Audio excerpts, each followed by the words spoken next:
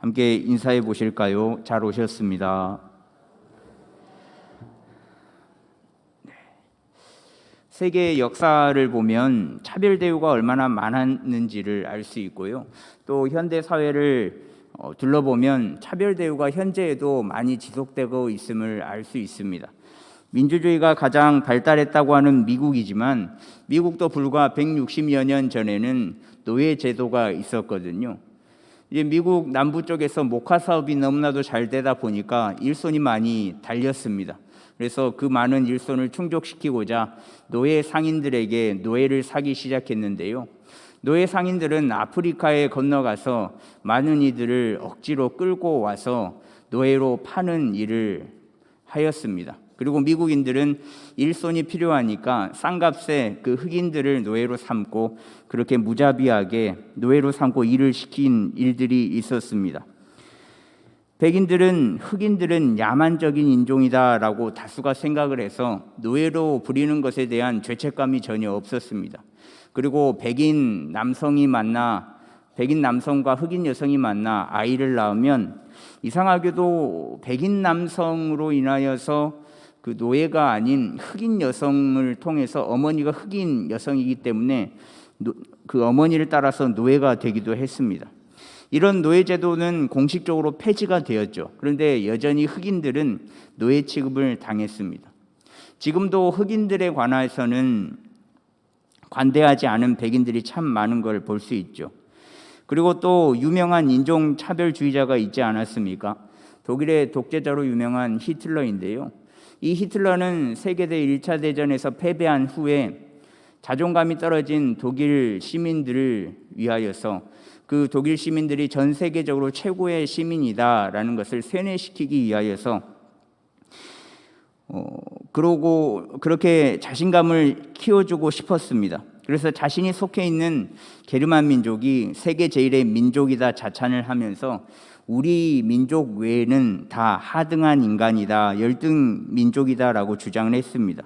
그래서 라틴족은 인종의 쓰레기고 황인종은 인간이라 할 수 없는 저질 족속이고 유대인은 지구 위에 존재하는 인종 가운데 가장 악질 중에 악질이다라고 이야기하면서 수많은 유대인을 학살했던 사람이 이 히틀러인데요. 이런 어처구니 없는 인종차별 의식 때문에 굉장히 많은 사람들이 고통을 받아야만 했었습니다. 그런데 이런 모습들이 외국뿐만 아니거든요. 사실 우리나라도 같은 양상을 띠고 있습니다. 다문화 가정이 점점 더 많아지고 있는데 다문화 가정을 무시하면서 차별 대우하는 모습들을 쉽게 볼 수 있습니다. 동남아 사람들이라는 말을 듣고 이미지를 떠올리면 보통 지저분하고 흉악범이다라는 인식이 가득하죠. 그래서 그런 인식이 많기 때문에 좋은 동남아 사람들도 무시하고 인간 취급을 해주지 않는 모습들이 많이 보입니다. 같은 인간이라는 생명체임에도 불구하고 피부색이 다르다라는 그 이유 하나만으로 누구는 노예로 전락하고 또 무시당하며 목숨을 잃는 이 모습이 과연 옳은 일이겠습니까? 차별은 사라져야 할 악 중의 악이죠. 그런데 피부색으로만 차별을 당하겠습니까? 그건 아닙니다. 우리가 살아가는 이 일상생활 속에서도 차별 대우가 굉장히 심하거든요. 제가 준비한 사진 한 장을 한번 봐보실까요? 이 사진이 나오는데 이 안향진 씨 33세라고 나오는데 이 남자를 보면 무슨 생각이 드십니까? 이 남자가 무슨 일을 할 것 같고 이 남자가 뭐 연봉이 얼마일 것 같고 이 남자가 10점 만점에 몇 점일 것 같고 실제로 이게 인터뷰를 했었거든요. 지나가는 여성을 잡고요. 그런데 다수의 사람들은 이 남자는 공장에서 기계를 고치는 사람일 것 같아요. 이 남자는 음식점을 운영할 것 같아요. 이 남자는 만두집 사장일 것 같아요. 연봉은 한 1,200만 원 정도 할 것 같고요.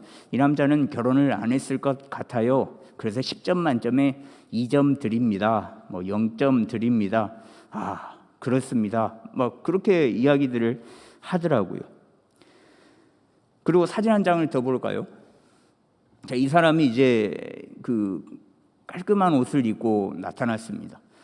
이 사진을 찍은 데가 그 옷가게에 보이는 쇼윈도, 그러니까 마네킹이 서 있는 곳에 들어가서 이렇게 폼을 이렇게 잡고 있는 모습이었거든요. 옷을 갈아입고 이렇게 서서 또 지나가는 여성들한테 물어봤더니 이 남자 왠지 변호사 같아요. 이 남자 왠지 회사의 오너 같습니다. 이 남자 연봉이 한 7, 8천만 원 정도 되지 않을까요? 이 남자 10점 만점에 9점 주겠습니다. 9.7점 주겠습니다. 10점입니다. 라고 이야기를 하는 것을 봤었습니다. 이 남성분이 뭐 하는 사람 같습니까? 대답이 없으시죠? 이상한 것은 이 여성분들은 겉모습을 딱 보고 판단을 해버린다는 거죠. 근데 이 인터뷰에 응한 사람들이 뭐라고 대답을 했냐면, 남자를 볼 때 뭘 가장 중요하게 생각하세요? 라고 이야기했을 때 뭐라고 대답했냐면 성격이요 라고 대답을 했습니다. 남자를 볼 때 무엇을 가장 먼저 보세요? 성격이요. 그 사람의 성격이요. 그 사람의 됨됨이요. 이렇게 이야기했던 분들인데, 외모로 사람을 판단하더라고요. 이분은 유명 신문사의 마케팅 디렉터였거든요.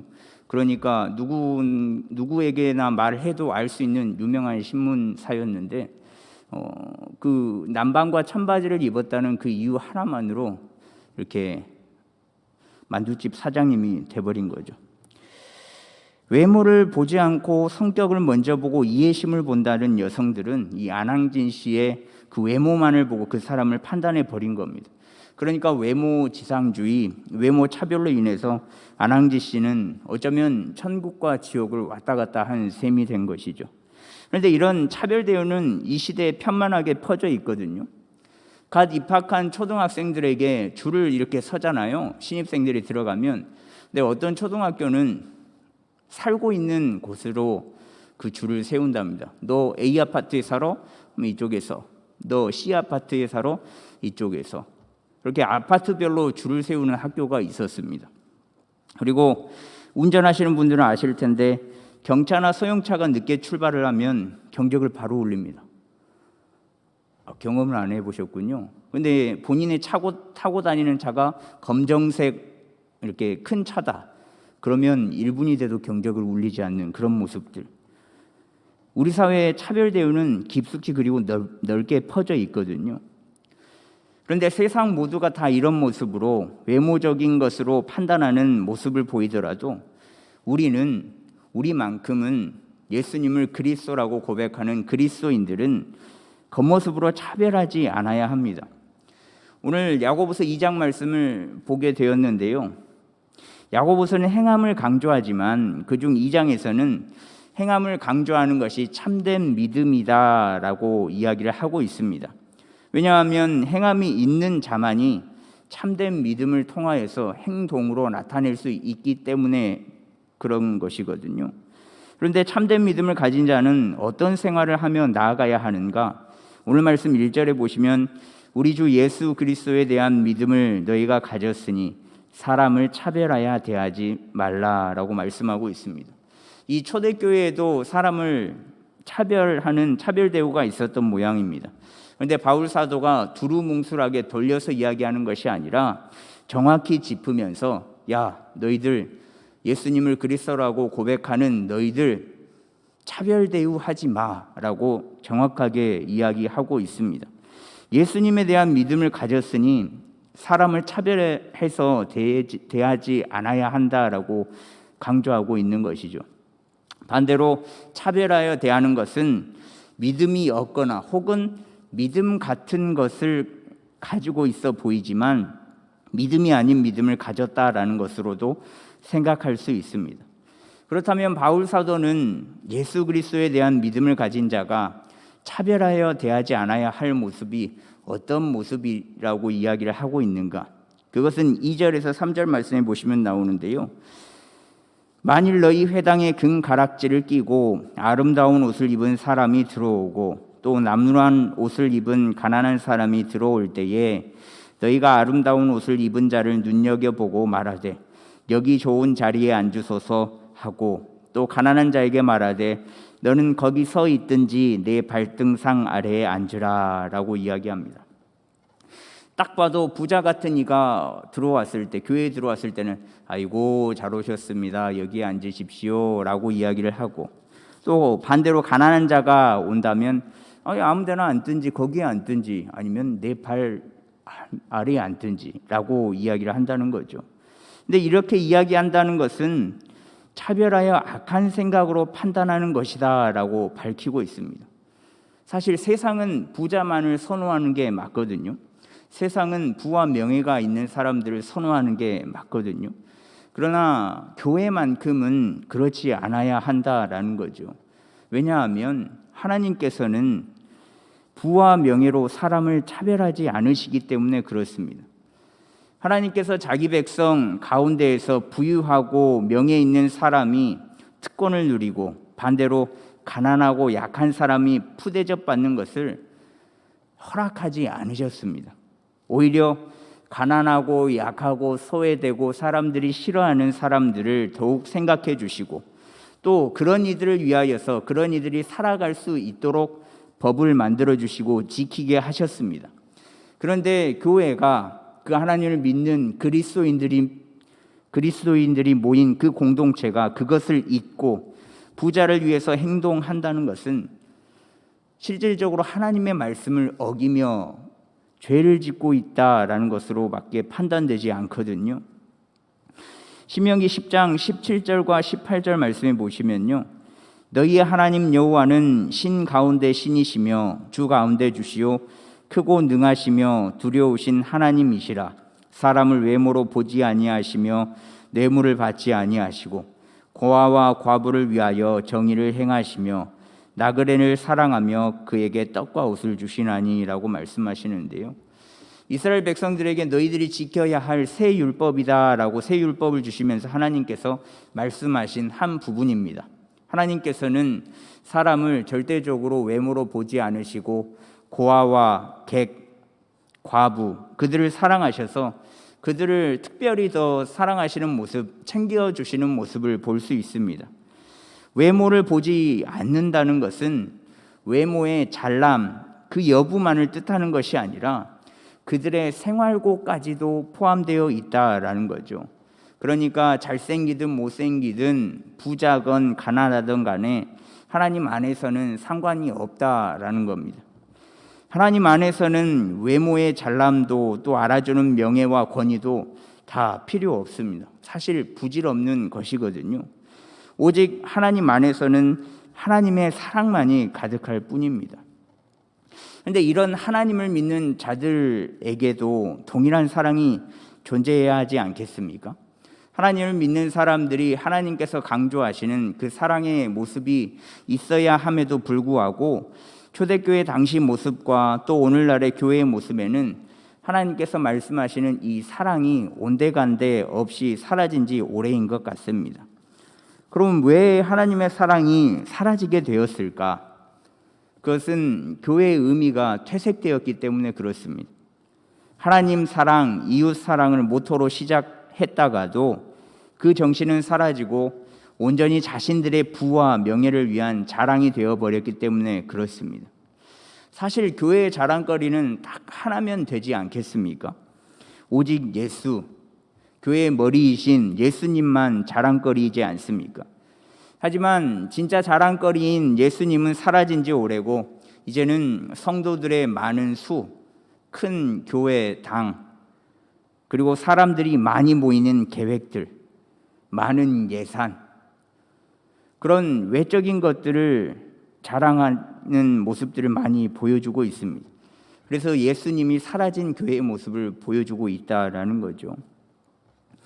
예수님이 사라진 교회는 이 땅에서의 작은 자들, 그리고 소외받은 자들, 또 지나가는 이들을 반갑게 받아들이지 않습니다. 금가락지와 좋은 옷을 입은 자들만을 반갑게 맞아주고 또 이곳에 앉으십시오라고 자리까지 알려주면서 친절하게 대해줍니다. 그런데 이런 모습들은 잘못된 모습임을, 또 죄를 짓는 모습임을 반드시 기억해야만 합니다. 오늘 말씀 9절 말씀에 보시면요, 만일 너희가 사람을 차별하여 대하면 죄를 짓는 것이니 율법이 너희를 범법자로 정죄하리라. 죄를 짓는 겁니다.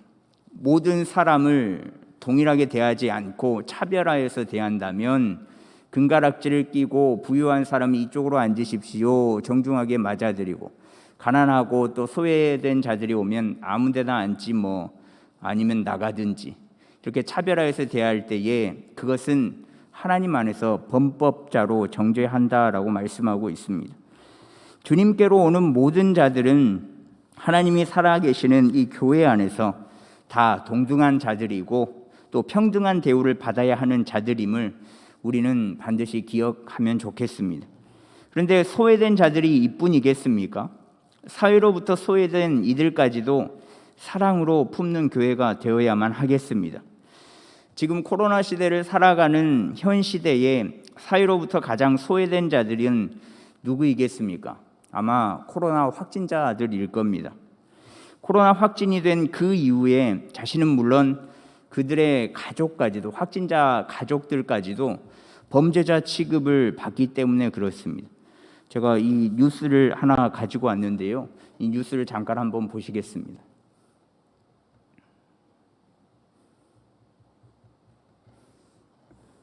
투병 끝에 돌아온 일상은 어떨까요? 완치자들은 대부분 병을 이겨내는 것보다 주변의 편견과 차별을 견뎌내는 일이 더 힘들다고 입을 모았습니다. 손효정 기자입니다. 쿠팡 부천 신선 물류센터에서 일용직으로 일했던 A씨. 행여 바이러스에 감염돼 자녀들에게 옮길까 단 한 번도 마스크를 벗지 않았고 구내식당도 이용하지 않았습니다. 그런데 지난 5월 24일 물류센터에서 첫 확진자가 나온 사흘 뒤 확진 판정을 받았습니다. 확진됐다는 얘기 들었을 때는 진짜 막 하늘이 무너지는 것 같아요. 이럴 수가 없었는데 내가 왜 눈 같은 것으로 감염이 되지 않았을까? 한 달 만에 완치돼 집으로 돌아왔지만 A씨에게 쏟아진 건 주변의 차가운 시선.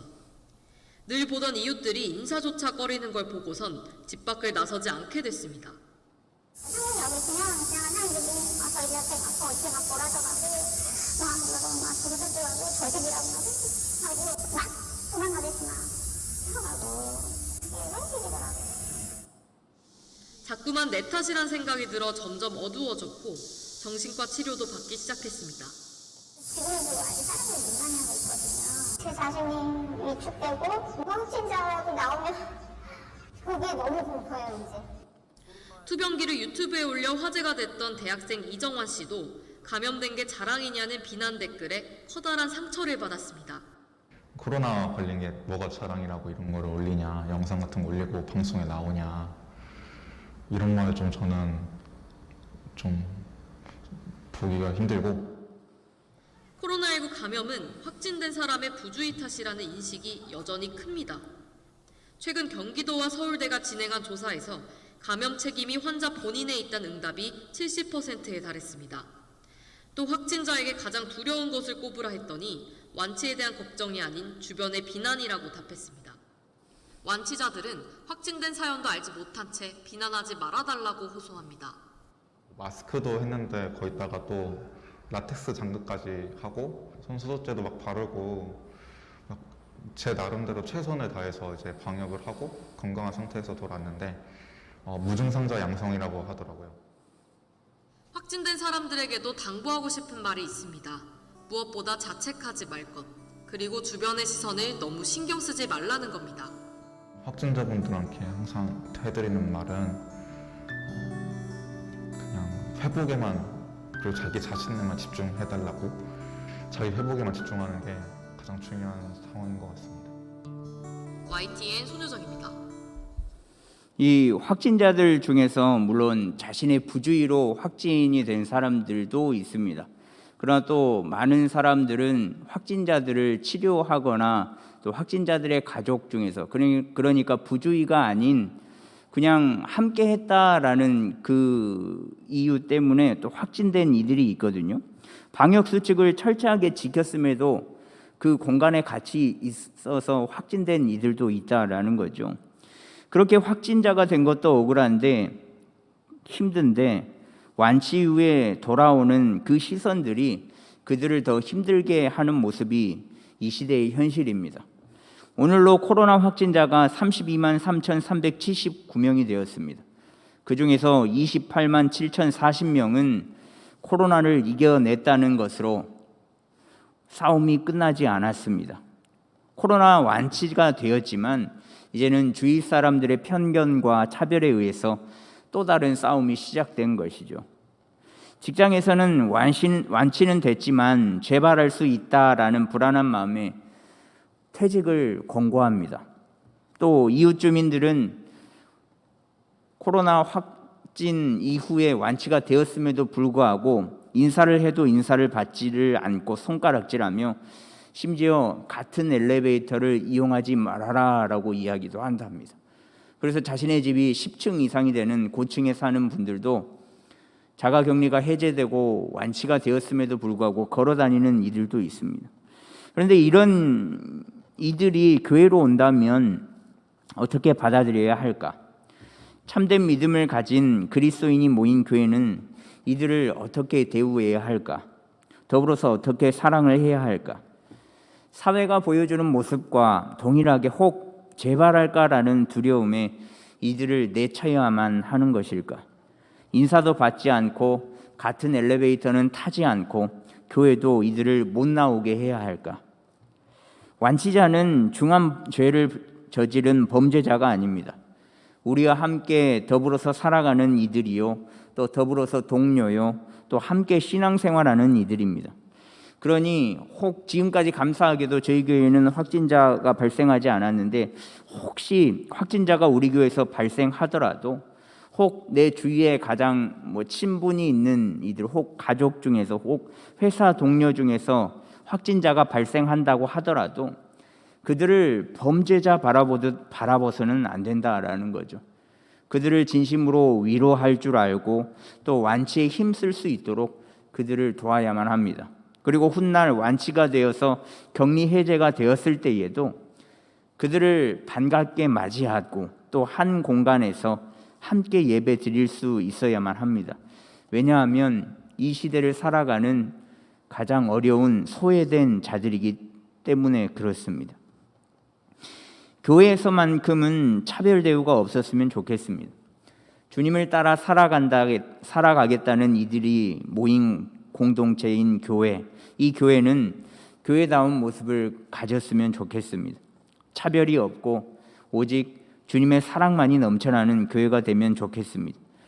이 땅에 세워진 모든 교회가 차별과 편견은 없애고 온전히 주님의 사랑을 전하는 귀한 교회가 되었으면 좋겠습니다. 차별하지 않음으로 또 예수 그리스도를 믿는 믿음을 보이는 또 보여내는 저와 여러분이 되었으면 좋겠습니다. 또 이곳에 세워진 이 교회가 금호교회가 먼저 차별 없는 교회가 되었으면 좋겠습니다. 그래서 어느 누구가 교회를 찾아와도 함께 예배 드릴 수 있는 예배의 공동체로, 또 어느 누구가 다가와도 가장 따뜻하게 맞이하고 또 함께 신앙생활할 수 있는 교회가 우리가 섬기고 있는, 우리가 만들어 가고 있는 이 금호교회가 되기를 간절히 소망합니다.